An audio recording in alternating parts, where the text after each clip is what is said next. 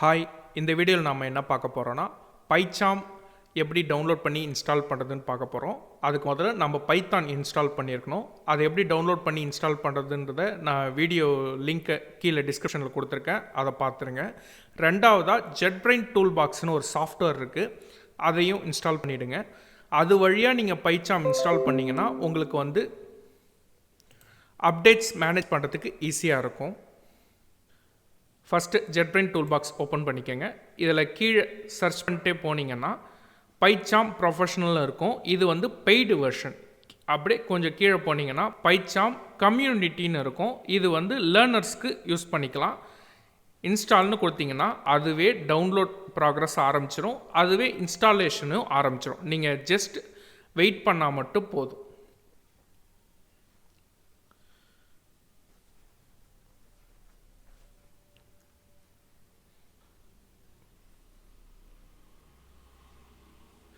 இப்போ பார்த்தீங்கன்னா download complete ஆகிடுச்சு. ஆட்டோமேட்டிக்காக இன்ஸ்டாலேஷன் ப்ராக்ரஸும் ஆரம்பிச்சிடுச்சு.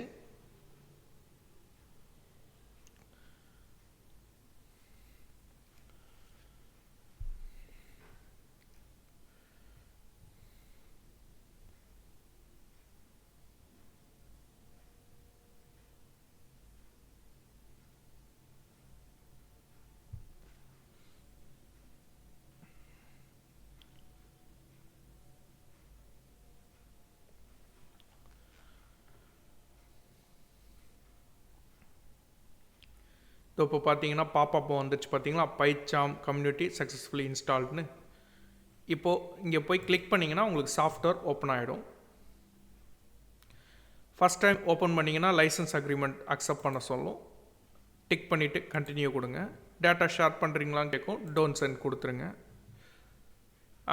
ஏற்கனவே இன்ஸ்டால் பண்ணியிருந்தீங்கன்னா செட்டிங்ஸை இம்போர்ட் பண்ணுவான்னு கேட்கும், ஸ்கிப் கொடுத்துருங்க.